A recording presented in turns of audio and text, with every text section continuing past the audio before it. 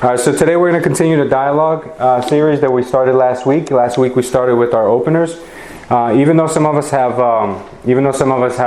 administrative assistants or other people that are helping us with our prospecting calls, we still have to take time to train these individuals, because I'm sure that they're not able to sit in on these trainings. So I want to keep going the dialogue topic that we've been discussing.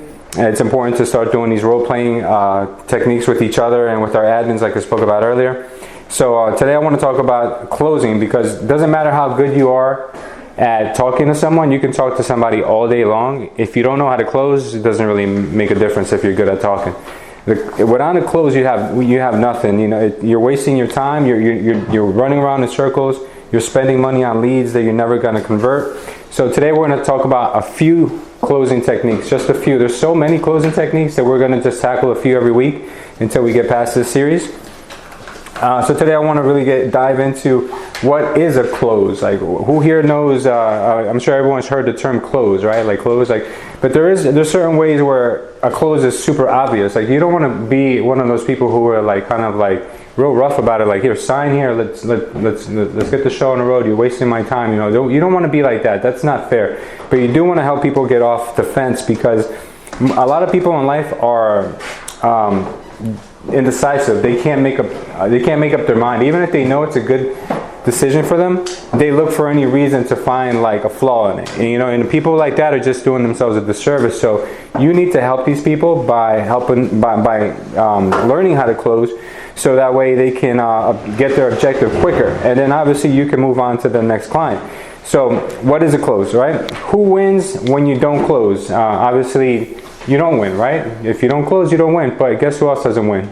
The client doesn't win. Your family doesn't win. Nobody wins. Everybody loses. So if you're not closing, everyone's losing, because obviously we're all good people in this room. If not, you wouldn't be working with us. You don't want to close someone on something that's not good for them, right? If you guys found them a good house and you feel like it's a great house for them, you want to close that person so they can make a decision on buying that house, right? You wouldn't walk into a house and know that there's like so many issues with it and try to stick a single mom with it. You wouldn't want to do that. But when you do find the right house for the right couple or the right person, you want to make sure that you show them that it's not as scary as it may seem. You want to talk them through it, and you want to make sure that you're able to solidify that deal, right? Now, what do we get paid for, right? If you really think about it, we don't get paid for anything but closing, right? We don't get paid for showing houses. We don't get paid for doing CMAs. We don't get paid for calling people and prospecting. We don't get paid for any of that. The only time we ever get paid is when you make a close, when you close someone on either listing or selling their house.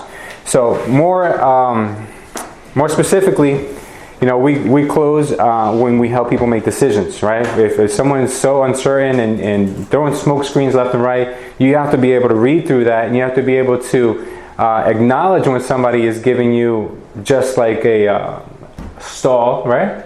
Or a contradiction on something. Stall? Yeah. You have to train your mind to know, okay, that's a stall. Tom told me about this. Lewis mentioned that, right? And then, okay, what do I have in my arsenal, in my tool belt for stalls, right? Let me pull one out of my hat. So today we're going to go through a couple, because if I gave you all of them, you wouldn't retain any of them, right? So we're going to go through a few of them. We're going to dive deep into them. And what I want to do is I want to recap every week what we've learned the week before. So before we dive into any of the different close techniques, I want you guys to think back. I know there were a few people here who were here last week with the open conversation openers, right?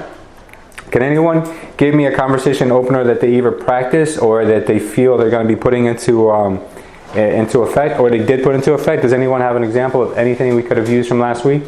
Last week's was really good training from what I hear from you guys. You really enjoyed it.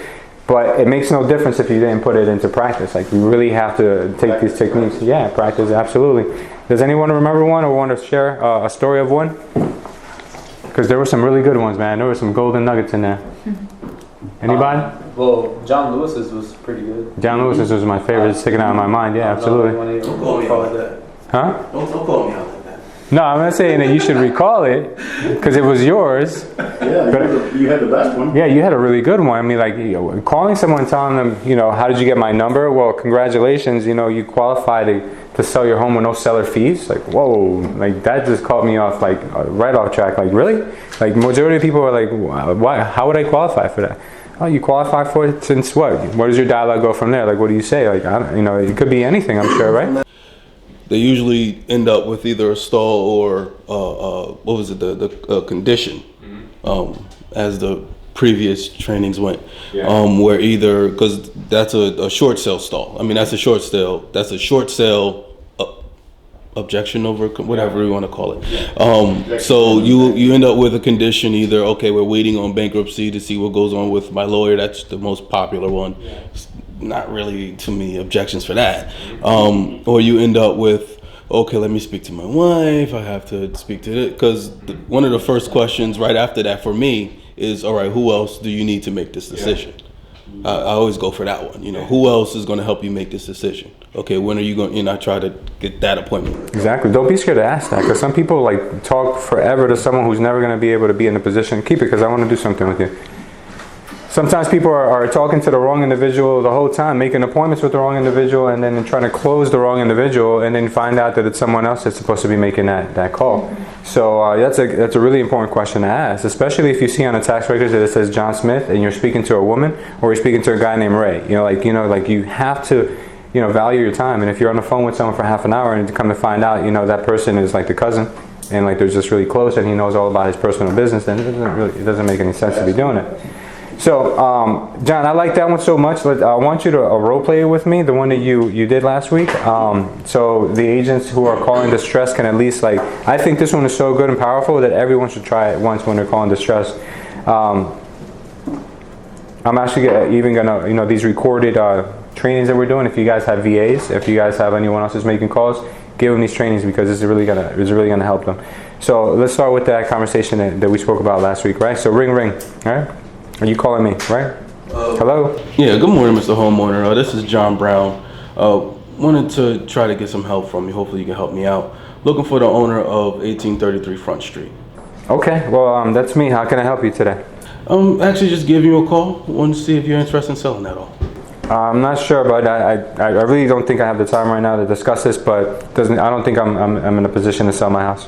I can understand that. Sounds okay. But I mean, you do qualify to be able to sell with no seller fees. Is that something you'd be interested in? How do you know I qualify for that? Well, the reason I'm giving you a call today, I actually work with several different banks, and they put you on that list. Because of privacy issues, I don't get any of your private information other than just the ability to call you and see if you're interested. If you're interested, we can move forward. Were you telling me my bank is going to help me sell the house with no fees? No, I'm telling you, I'm going to help you sell your house with no fees, but you qualify. Because I can't stay in my bank. You know how many times I try to do modification with these people? It's impossible. I can't even get the same person twice. That sounds like you're one of 80% of the rest of the country that going through the same thing. This is part of the reason I'm calling you. I actually specialize in assisting people in your position. How about we meet Monday, and I'll bring you some details. I can't do it Monday, John. I think I have to work that day. I'm going to come home late. But, you feel free to call me later on. Maybe we'll schedule something later. I can understand that. Most people are busy. What are your two most busy days? Well, like I said, Monday's terrible for me. It's the first day of the week. And then Fridays we do inventory, so I can't come home early either. So those are my two worst days, man. Okay. Well, how about this? I see you and there's a Mrs. Smith on the deed. Why don't I come by Tuesday? I'll be in the area. We schedule some time either before or after dinner. I'll bring the wine. Oh, nice. Okay. Well, all right. Let me talk to the wife, and that should work out. If you don't hear from me, then we'll see each other then. Awesome. I'll call you Monday to confirm. Yeah. That was actually pretty good. I really kind of went with the flow on that one. I didn't really He had the answers to keep the conversation. I wasn't extra nice just to be nice to him. I actually would have responded to most of those questions that way. So that was actually pretty good, John. Yeah, someone actually tried cold calling me this weekend, and that was a realtor. A realtor called me this week. I should have let him go a little longer, but I wasn't in a place where I could talk to him longer. But the conversation starter he had was terrible. I'm actually going to call him today because I wanted to talk to him about his conversation starter. And it wasn't good at all. Yeah, I mean that's why these things are important. Because he's not a culture. That's why. Yeah, I mean it's little things like, hi, I'm looking for John Smith, right? sounds like you're a bill collector, and that person's behind on their mortgage. So you said, I'm looking for John Smith. It just sounds like, oh my God, another one. Because if they're not paying their mortgage, they're probably not paying their car, they're probably not paying their credit cards. So not a good way to start the conversation. You know, like John did, which was a lot better, is that, you know, I hope you can help me with this. I was looking for the homeowner of 123 Main Street. You know, that comes across a lot better. Or I would like to speak to the homeowner of 123 Main Street. Or may I speak with the owner of 123 Main Street? Little words like that change a big, you know, they're a big difference. You know, if you call in really aggressive, like ask for the person's name and say, I want to speak to this person, it sounds like you have it in for that person and it's something that they owe you. So those are little things. Okay, so we're going to jump right into one of our first closes. I'm sorry? Tom? Yeah, of course. Okay. If you want to make it a business call to begin with, eliminate the word hi. Eliminate the word hi. It's good morning, good afternoon, or good evening, and it sounds more like a business call.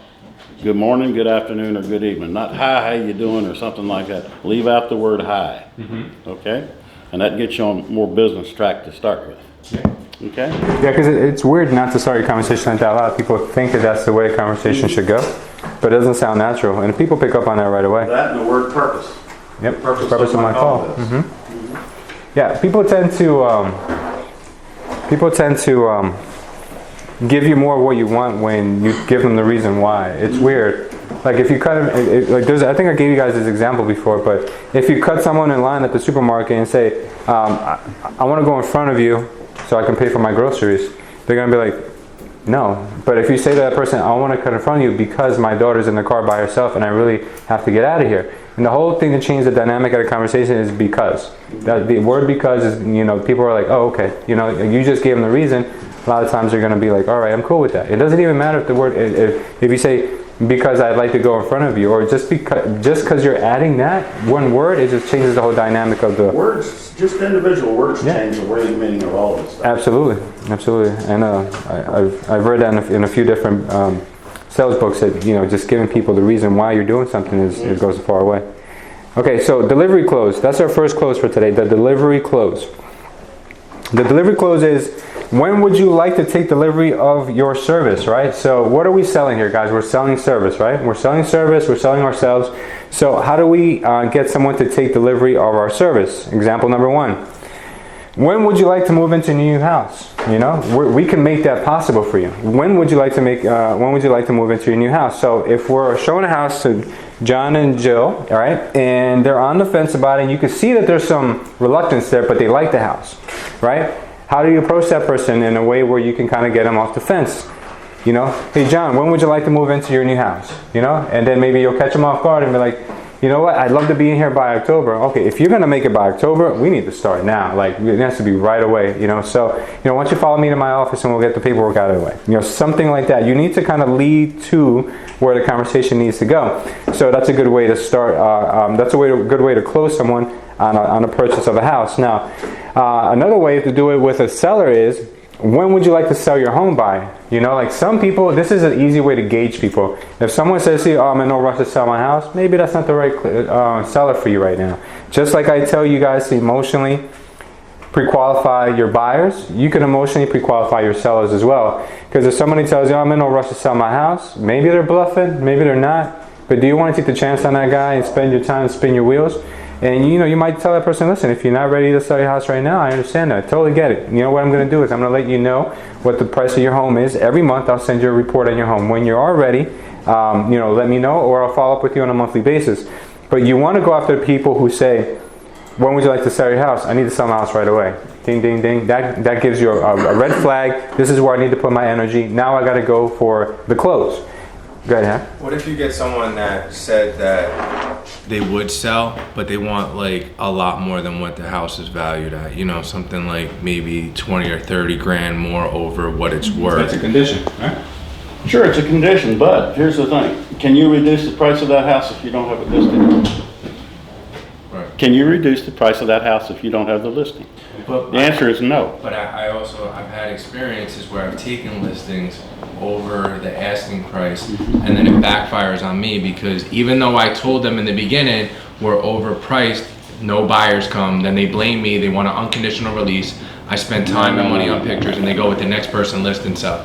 Yeah. So that's why I feel like it's a double-edged sword. You need a plan to reduce the price.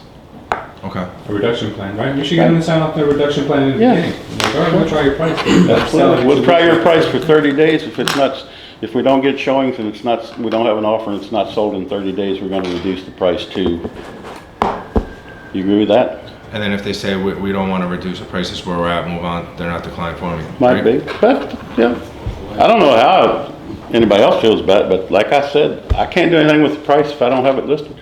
I hear you. That's the line I think Lewis said a couple of weeks ago, and he just repeated it. Is okay, great. We'll go with this price, and I will market it at this price, and I will blast it out at this price. However, I've done it. if I've we done don't- it. It if we doesn't don't matter. get- It doesn't matter. But the key word is what both of them said, and I've used it before and it's worked. Where in the beginning you let them know, and I would even have them put it in writing if they want to be a hard ass about it.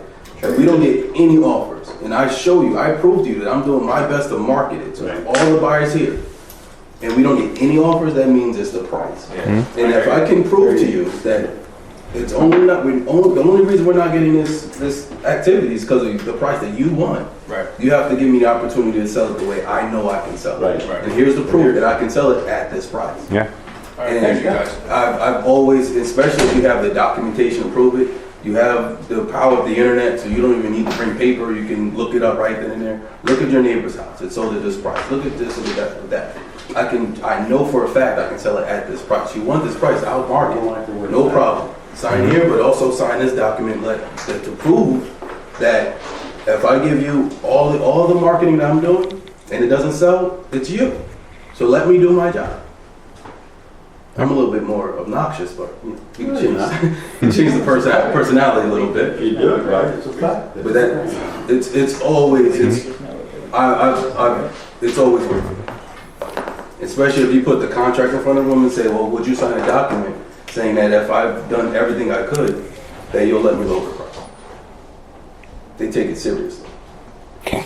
I think one thing we all need to learn is that throughout the whole transaction, it's a series of small sales. It's not just the one close when you get the listing, because like Harry said, people can give you objections during your contract with them, during your listing term with them.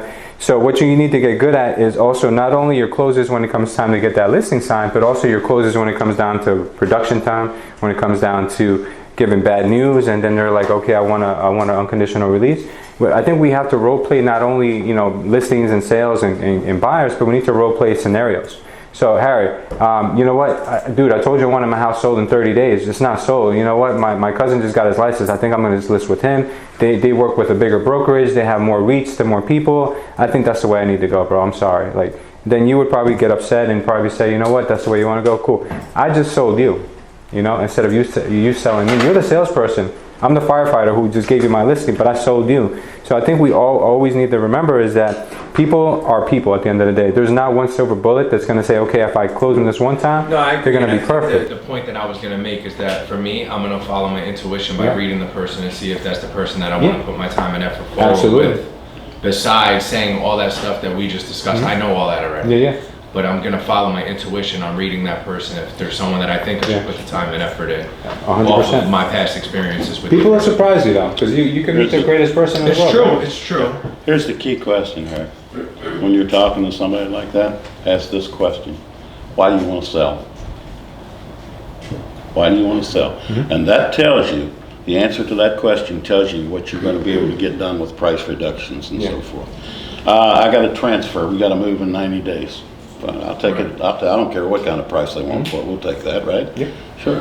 Well, we're not sure. We might stay here. We might go somewhere else. We're not sure. If we can get what we want for the house, we might sell it. Right. See the difference? Yeah. Right. So the first question. Second. So the first question is, why do you want to sell? Gotcha. And then start making my case from there. So the first close is a delivery close. When do you want to take delivery of your service, right? Is there another way we can use the delivery close on either a buyer, seller, or any scenario within the real estate transaction?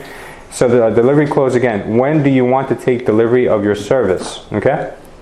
Anyone besides Tom? Because Tom has them all. Tom's got them all. I got to be quiet. Yeah, someone give me a delivery close. When do you want to start setting up your kids' room? Yeah, see, it could be as simple as that. Like if they're in love with the space for their kids' room because they're about to have a newborn, and you know that's one of their key components of finding a house. You know, if they find their own room, you start asking them, how soon do you want to start hooking up the room? You know, like, because, why do you ask, John? Because my cousin's a contractor, he's about to finish up a house. Maybe you can use him for the, you know, for the finish work, you know, something like that. It could be anything. When are you gonna have someone look at the basement? Yeah, exactly. Like, you know, putting them in a position where they already own the house is kind of what you're doing there. Delivery clothes. They're taking delivery of it before owning it. So I want you guys to remember, you don't need to use every single clothes. You just need to master a few. Okay, so we're gonna pick and choose which ones you guys like, which ones really are comfortable with you, which ones you guys think you can use without stretching your ability of speech. So that's the delivery clothes. We won't spend any more time on that one, but I did leave a little bit of room on each one, guys, so in case you want to throw in like your own clothes, how you would use it. So just go ahead and write it in if you feel like you need to put one.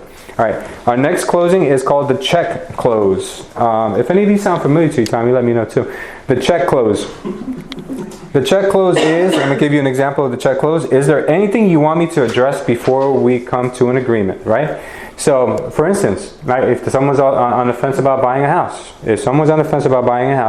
you would like to say to them, right, would you like me to include the chandelier when we make the offer?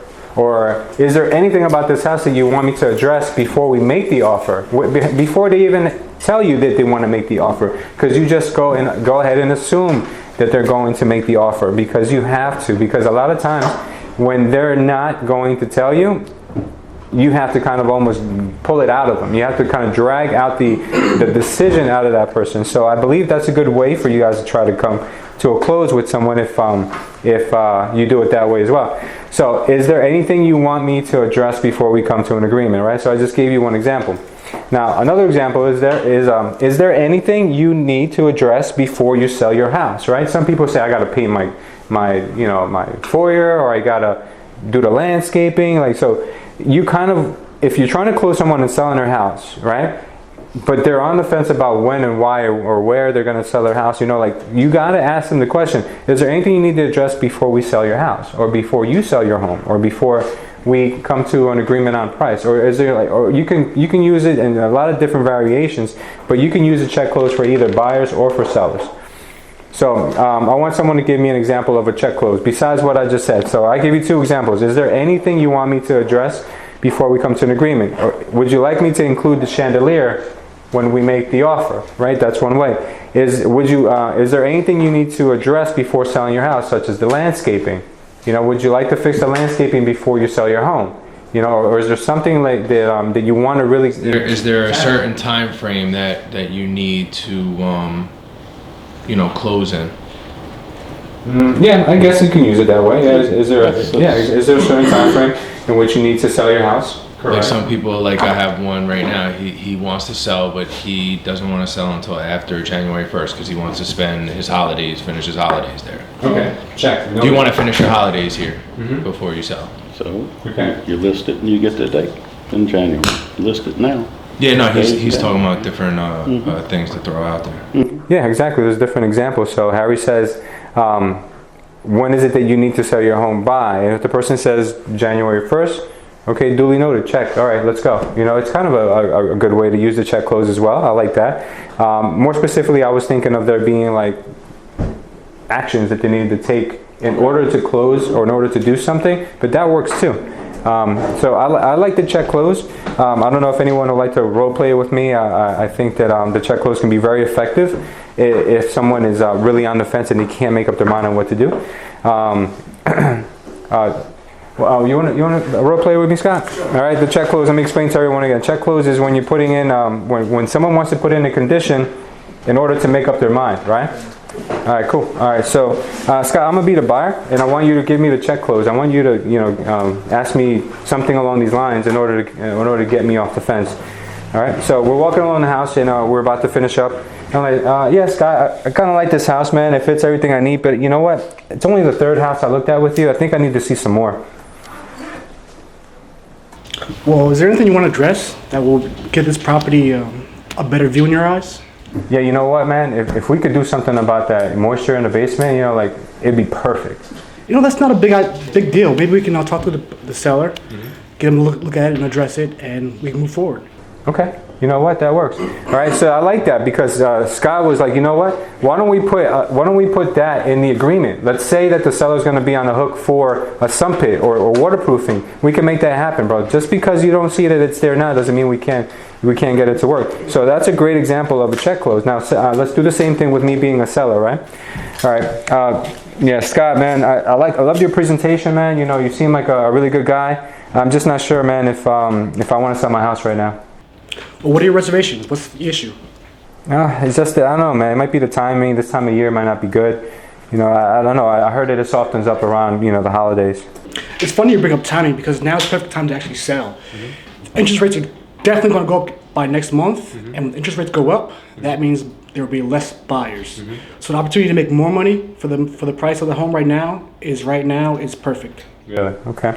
All right. I like where you're going with it. It's not a check close, but what I would have done in that scenario is, okay, you know what, Mr. Homeowner, you're really, you know, correct about homes slowing down in the winter, but good homes always sell no matter what time of the year. If the home shows well, it would always sell. Is there anything in your house that you would need to address to make your home perfect? Right? Yeah, you know what? I need to paint my den, you know, or I need to sand my floors. You know what? Let's get it done because we don't know where interest rates are going to be next year. You know, that's how you get them. So good. That was a good way of using the check close. Thanks, Scott. You're the man.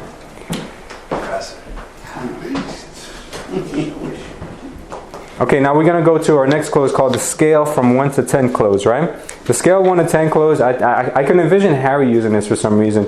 I just see Harry when I hear this 1 to 10 close. Can I get another one of these? I'm so sorry. One of those handouts? Okay, our next one is called the scale from 1 to 10 close, right? So on a scale of 1 to 10, how would you rate your blank, or how would you rate my blank? Okay, what would you do to make it a 10? So this can be used in so many different applications, right? On a scale of 1 to 10, how would you rate this home, right? I don't know, it's a 5. What would it take to make it a 10? Okay, then they just basically gave you all their cards. They just showed you everything they're holding on to. And if that's not the right house, if they say, look, this home, in your eyes, this home was an 8 or a 9 for them, but for them it was a 2, they're going to tell you exactly why it's not an 8 or a 9. And that gap might be so far that there's no credit in the world or there's no fixing in the world that'll ever make it up to their par. But if you get them on a hook for something that's a 7 or an 8 and they're on the fence about it, you ask them what would make it a 10. And they say it would make it a 10 if it had a new roof. It would make it a 10 if it had, you know, a walkout patio. It would make it a 10 if it had a finished basement. So they're going to give you all the components in which you need to close them, but you just need to ask them. So on a scale of 1 to 10, Mr. Homeowner, how would you rate my listing presentation and how I would sell your house? Well, to be honest with you, Harry, I think your listing presentation is kind of like an 8. Okay, I respect that. What would make it a 10? What marketing technique or what did I leave out of my presentation that would make me a 10, right? They will tell you, well, Harry, you know what? I just don't think that you know enough about my local market. So glad you said that, Mr. Homeowner. As you know, real estate is not a local thing anymore. People are coming into your neighborhood from New York, Hudson County, even from other states. So why is it that you need a realtor who only focuses on your area? Meanwhile, I focus my marketing everywhere. So it could be anything here. It could be you can use it as a buyer or seller. And since I think Harry would be so perfect for this, I'd like Harry to role play this one with me. All right, so I'm a buyer first, right? Okay. Harry, this home actually, man, I really like this one, dude, but it's just something about it, man. I don't know. I can't put my finger on it. Okay, what do you rate this house from a 1 to a 10? I would say it's probably one of the best ones we've seen. I would say it's about an 8, 8.5, something like that. Okay. Yeah. Well, that's good. What would make it a 10 for you, Louis? You know, when I first walked into the house, it was like, you know, you get that feeling like, oh, this could work for me. But then, dude, when I saw the room sizes, the bedroom sizes, I don't think I can make that work, man. It's just a little bit small. I know you probably hear that a lot from a lot of people, but I got a king size bed, man, so I don't know what to do. Okay.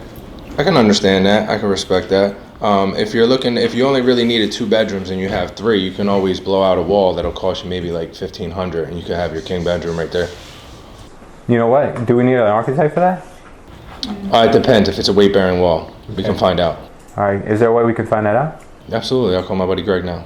I'm sorry? You call your buddy My Greg? friend Greg now, who's a general contractor. Okay, good. All right, I like where you went with that, all right? But I would close a little quicker. I would say, and listen to this, right? I would say, there's no purpose in me getting a contractor out here for you if we can't lock this house down now.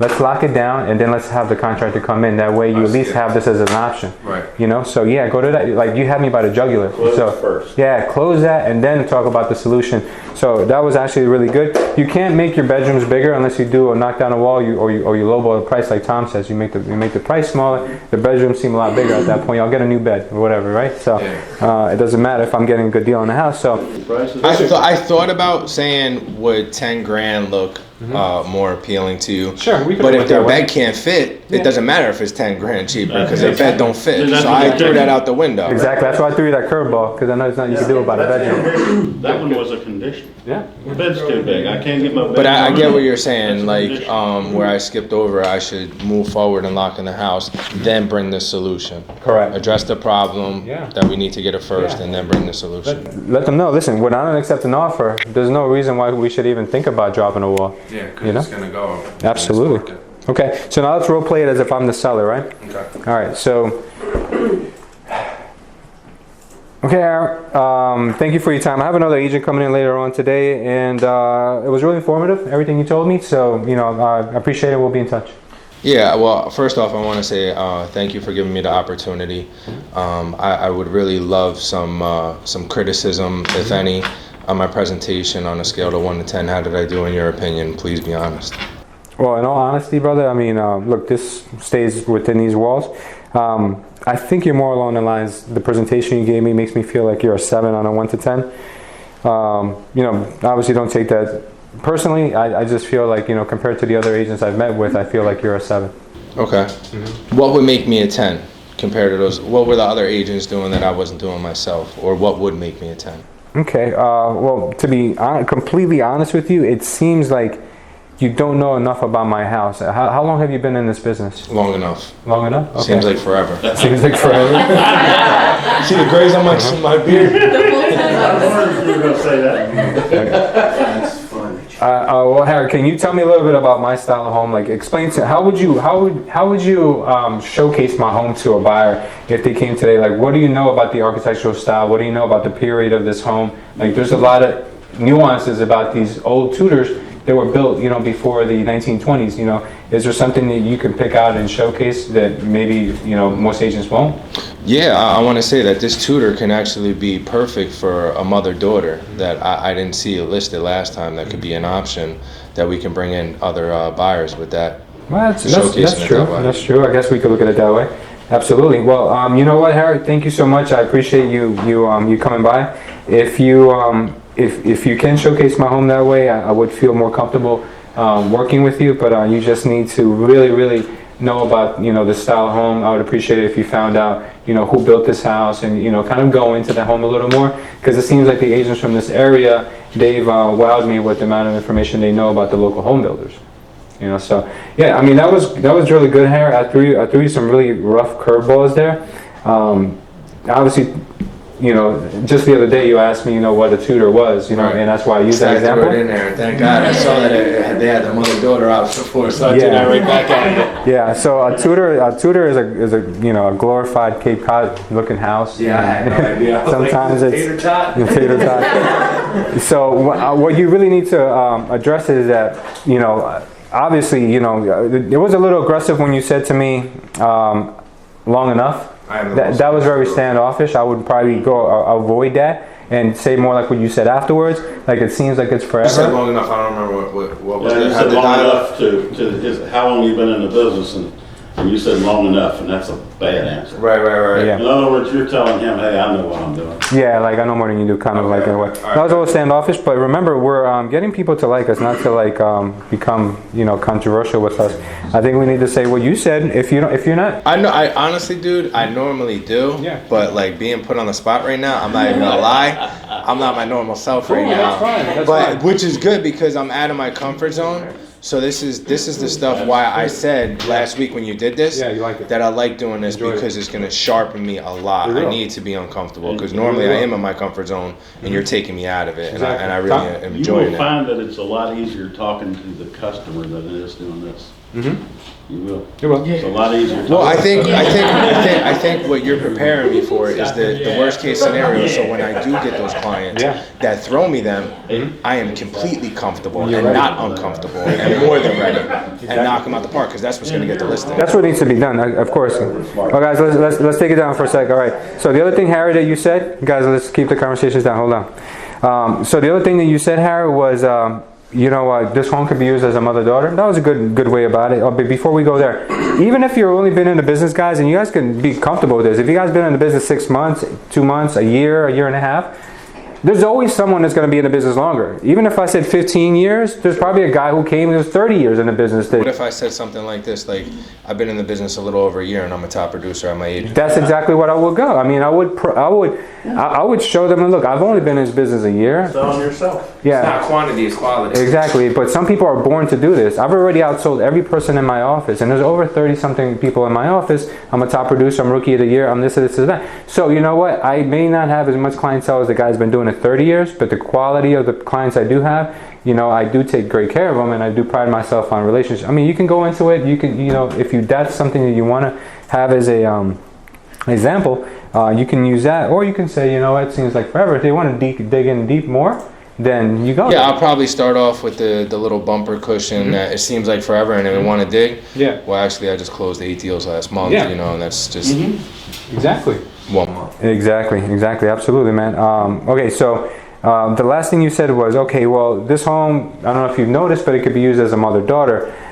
Maybe that's a good way to go about it, absolutely. But if somebody tells you something you don't know about and you can't bullshit it your way out because the person is going to catch you feel like they're going to catch you on what you don't know, you just can lean on someone else. You can say, you know what, I'm so glad you said that, but I just want to remind you that the brokerage I work for, the broker, he's been in construction for over 15 years.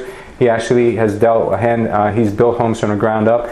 He'll partner up with me on this home to see what features we can point out, or just lean on somebody, on your architect. Like lean on you as my experience and guidance and wisdom that I'm getting, not just me. You're getting. Yeah, exactly. You can lean on me. You can say one of my best clients is an architect, and I love to bring him by here so he can give me more feedback on what this home has to offer. We'll do something, a rendering of this place. These things are going to go through filters before it goes out to the public. Exactly. So it'll have your approval before it goes out that Absolutely. it meets your expectations and hopefully exceeds them. Yeah, because one thing that I think everyone has to realize is that not one person is not going to be great at every single thing. You could be the best salesperson, the best marketing person, but you can know zero about construction. Well, that's what I try to do is I try to admit that I don't know, but I do know someone that does. Exactly. And that's what it is. You have to remind people, look, I have a winning team. It's not just me. I can't do everything. I'm great at this, but I don't do good at that. Yeah, I'm great at this, but I don't know about architecture. So like those are. That's what makes me good is that I don't try to act like I know everything, and I rely on I go to the expert source and get it from them so that we get the best of the best. I like that. Okay, yeah, Harris. So if you did, I'd rate you closer to a 9. Maybe we could work together. So yeah, I like that. I'd like to see you use that. So put that into practice. I think everyone could use that. Yeah, try. Awesome. If they tell you 9, close, man. If I rate your presentation a 9, close that. The next one we have is the payment close. We need another one. Sorry, someone else can. Or just print out 2 just to be safe. All right, our next one is called the payment close, right? So sometimes people get hung up on the price of the house. Whenever you start working with someone, make sure that they understand what they're qualified for and how much their payment is going to be. So if they're coming from a rental where they're paying $1,600 and you're trying to get them to a house that's $2,000, the payment difference is not that large, right? It's not that huge. But psychologically, they may want to say, hey, listen, I don't want to be into a house more than $1,900. Even though my loan officer told me I can afford $2,000, I only want to be $1,900, right? So you already know that, right? So if they think in their mind that $300,000 equates to $1,900, but you show them a house that's $315,000, right? They're gonna say no, I can't go to $315,000. But meanwhile, the taxes on the one or $315,000 are $1,000 cheaper a year. which makes the property even less than what they were wanting to pay. So the way you close on someone that's all about conscientious about price is not on the sale of the home, but on the price of the payment. I'm not sure if anyone else needed one here. No? Okay, so we have an extra one. All right, so the way you close someone like this is, okay, well, Louis, the house is $315. I told you I didn't want to go over $300. Yes, but you also told me that it was more important for you to have a payment under $1,900. So this house actually is going to be $1,877 once we calculate the taxes, which are lower. I'm sure you didn't take that into consideration. Since the payments match what you wanted to pay, I think we should go ahead and make an offer before it's too late and we lose this one. Right? So that's why I think you can use the payment close. Payment close could also be used on a sale, right? When the people say, you know what, I don't want to sell my house for under $400,000. All right, okay, that's great, Mr. Seller. But did you know that you're not going to actually know what you're going to get for your house until we list it? And how much is your commission? My commission is 6%. It's 6%. But don't worry about my commission because you're worried about your $400,000. Is that correct? Yes, it is. So don't worry so much about the payment of the commission is. Let's worry about getting you your $400,000, right? If they're all worried about payment, or if they're worried about numbers, keep their focus on the number that they're really more focused on, which in their case is what they're walking away with.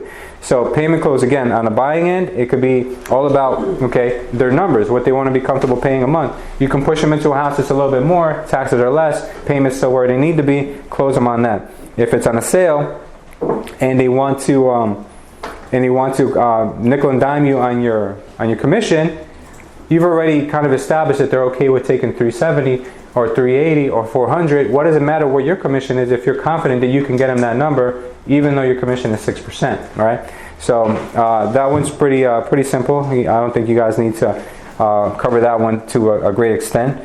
The next one I want to cover you guys is payment to figures close, right? The payment to figures.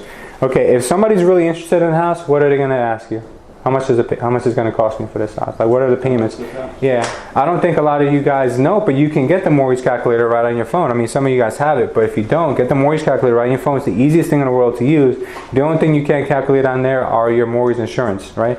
Mortgage insurance is calculated separately, and you can ask your loan officers what the going rate is for mortgage insurance at any given time, and you can calculate it yourself. It's very simple. So if it was a regular conventional mortgage, no mortgage insurance included, someone says to you, what are the payments going to be, right? I mean, if that's not a sign for you to close, I don't know what is, right? We pull out your calculator and you say, look, these are the payments. You know what? I can't guarantee they'll stay this way for much longer because what did Scott tell us? Interest rates are going up. So that's important for them. Then you make them close at that spot. Okay? Until you come to an agreement on a price, you cannot worry about the payment, right? What does that mean? Okay, so hey, Mr. Home Seller, don't worry about the payment right now. Because the important thing is let's get your offer accepted. We don't know what your payment's going to be until we come to an agreement on the price, right? Because what happens? The house is listed at $300. You make an offer at $275. What's the payment going to be? No one knows because are they going to accept $275? No. You might have to go all the way to $290. So let's not worry about the payment right now. Let's get the offer in, and then we can focus in on the exact number of what you're going to be paying later. So this is what you guys need to practice, and I think you guys will be really confident with these closes if you practice. I want someone to play out the payment to figures close. Anyone? Any volunteers? Someone who's good at it. Huh? Nobody? Rocco's the best. Come on, Rocco. Okay, guys. So we're gonna play out the payment to figures close, right? So I'm the buyer first. Rocco, and we just saw a house. Okay, Rocco, this house fits my description of what I'm looking for. I'm just concerned, man. What are my payments going to be? Okay, so what would you feel comfortable paying a month? What were you comfortable paying with? Like I told you before, man. I was paying $1,800 where I lived before, and I really like to stay in that ballpark. Maybe a couple $100 more, but I'm not sure. Okay, not a problem because this house is actually more expensive than the properties we've seen, but the taxes are a little lower, so your payments a month would somewhere be in the ballpark of when I just did on my calculator, somewhere around $1,950. Okay, $1,950. That's cool, man. Yeah. Still didn't close me. We're still having a conversation. Mm-mm. Oh yeah. So is it something you consider? Do you want to move forward and put the offer in? I'd probably consider this one. You got the paperwork? I do, yes. Okay, good. All right, so that's more of a close. That's what I like to hear. Yeah, I didn't Right? I kind of just looked it up. Yeah, don't leave it open-ended. Work together, let's get it done. Yeah, close That's is... the dialogue bit right Yeah, there, right? close means shut them down. Like there's no more back and forth, right? Yeah. All right, so now the other one is on a sale, right? Yeah. All right. Well, no. Actually, we're still talking about. We didn't talk about payments to figures closed on a sale. All right. Well, the other one is try the other one with me until you come to an agreement on price. Don't worry about what the payment's going to be, right? All right. So let's go on that one. Try that one now. This is still another buyer close. Okay. Well, you can look at I'm it. a little bit. Okay. So you hit me up with the payments on the first one, right? Yes. Now I want you to try the dialogue that says, don't worry about what the price is going to be, what the payment's going to be, until we figure out what the price is going to be. Okay. All right? Yeah. Okay, so Rock, I kind of like this house. I'm not sure. What do you recommend we do? Well, how much are you willing to offer on the house? How much are you willing to pay? I need to find out what the payments are going to be first, Rocco. Well, I understand that, but we can't figure out how much the payments are going to be until we find out how much you're willing to pay for the house. How much you're willing to put an offer in on. What's it listed for? It is listed for $325. Okay. All right. Well, what do you suggest? Well, how much are you willing to pay for it? To be Remember- considered serious, you should be within 5 or 10% of the asking price. Okay. Well, remember, my payments have to stay around $1,800, man. So I can't do more than that. Okay, no problem. We can 5% 5 or 10% within the asking price, whatever you feel comfortable with going in at. We'll calculate the payments after that, and we'll see if we can move forward. That'll be within my payment range? Yes, it will be. Okay. And when can we find out exactly what it's going to be? As soon as you put the offer in, whether they accept or counter offer, and if they counter offer, that would be up to you if you want to move forward or not. Okay. All right, we could try that. No problem. That's good. All right. So Rock, let's switch roles real quick, right? You're the buyer. I'm gonna try to close you on the same thing, right? Okay. So you're gonna tell me I like this house. I'm just not sure if I can afford it, right? So go ahead. Alright, so yeah, Lewis, I do like this house, but I'm not sure if I'm able to afford it. Okay. So I guess what's concerning you the most would be the payment. Yes, absolutely. Okay. You need to focus in on what the payment is. Yes. All right, Rocco, if that's your main concern, let's make the offer and then we can figure out what the payment is going to be, because until we get our offer accepted, there's no way of me telling you the exact numbers that you're going to have to be paying for it. Does that make sense to you? It does, yeah, it makes a little more sense. Okay, so Rocco, the house is listed at $300,000. I suggest, from my experience, that we come in, pretty aggressively, not full price because we wanted some negotiating room. How does $290 feel? Will my payment be within $1,850? We've got you covered. Even at $300,000, you'll be within your payment scale. I do feel a little more comfortable with that then. Okay, let's try it. All right, sign here. Bang. Good. So that's a really good way of doing it. You guys could practice these. Rocco, you did great. Good job. Thank you, brother. Yes. Can anyone tell me what the word close looks like if you take out the C? That means you lose. So don't take anything out. You guys have to come. You have to come strong. Yeah. Come strong. All right. Powerful. All right. So guys, another reminder: Triple Play, December 4th to 7th. This will be a good opportunity for you guys to network with a lot of industry professionals. There's going to be a lot of great classes which you can take there. You can look into them now. Another thing I want to remind you guys of is that on November 20th, after our mastermind meeting, we're going to have a Thanksgiving lunch. We're going to start, I guess, a list to see what everyone wants to bring. We'll break it up into categories. I guess appetizers, main dishes, and I guess some desserts. People can even bring in drinks too. We'll break it up in a couple of categories so we don't have too much of the same thing. We don't have 5 people with rice and then we have no meat or something. 6 turkeys. Yeah, 6 turkeys and nothing to drink. All right, so we're gonna keep that in mind, guys. That's at Thanksgiving lunch, 11/20 of this month. Okay. Yeah. The other thing I want to tell you guys too is that we locked down the. I think this is incorrect. Joelle? Is she there? She walked out. Does anyone have a calendar? What's the Can anyone look into December? What do you need to know? What's the third Friday in December? The 16th. What's the one after that? 15. Oh, 15th. 22nd, right? Okay. Our Christmas party is going to be December 22nd. Okay, I'm sorry about that. That was a typo on my That's gonna part. be in the Bahamas, right? Yeah, the Bahamas.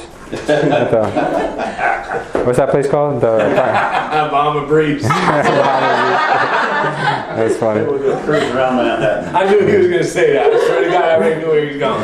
All right, so it's a lot of fun. We're gonna have it at the Stage House on 22, not the one next door, but the one on 22. I just want to, obviously give the landlord here some love because they've been extremely good to us and haven't bothered us once. So we're helping them out. They're gonna help us out too. It's gonna be a really nice event. You can bring one person with yourself. There's not gonna be for children. It's just gonna be for adults. It's gonna be a nice time.